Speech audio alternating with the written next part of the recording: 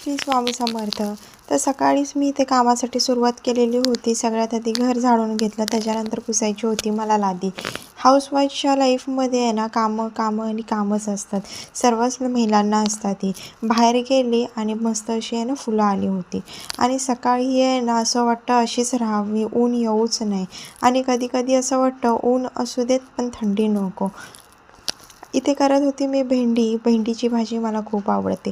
ही भाजी मी पहिल्यांदाच ट्राय करणार होती. तर मग बघा, अशी उभी चिरून घ्यायची असते भेंडी आणि त्याच्यामध्ये चवीनुसार मीठ, त्यामध्ये धने पावडर, हळद आणि आपल्याला पाहिजे तेवढं लाल तिखट, घरचा मसाला आणि तुम्हाला पाहिजे असेल तर तुम्ही अजून तुमचे घरगुती मसाले ॲड करू शकता.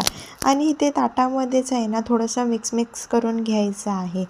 लगेचच नंतर गॅस चालू करून गॅसवरती ठेवली मी कढई कडकडीत तापल्यानंतर त्याच्यामध्ये मी 1 पळी तेल टाकणार आहे. 1 पळी तेल टाकणार होती कशासाठी, तर इथे मला आहे ना बेसन भाजून घ्यायचं होतं. आणि ही मी भाजी आहे ना खरंच पहिल्यांदा ट्राय करत होती आणि वाटलं नव्हतं इतकी छान होईल म्हणून. तुम्हीसुद्धा एक वेळ नक्की ट्राय करा. बेसन भाजलेलं आहे ना ह्या मिश्रणात काढून घ्यायचं आहे आणि पुन्हा एकदा एकजीव करायचं आहे. ज्यामध्ये त्या गाठी आहेत ना त्या सगळ्या फुटल्या पाहिजे असं. पुन्हा मी कढई गरम करायला ठेवली, त्याच्यात परत एक पळी तेल टाकली.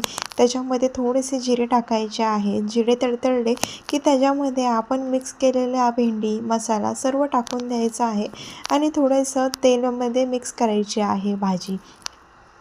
इथे मी दाखवले त्याप्रमाणेच मिक्स करायची आहे.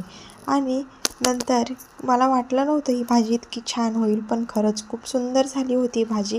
तुम्ही पण एक वेळ नक्की ट्राय करून बघा. आणि ही भाजी किती जणांना माहिती आहे मला कमेंट सेक्शनमध्ये नक्की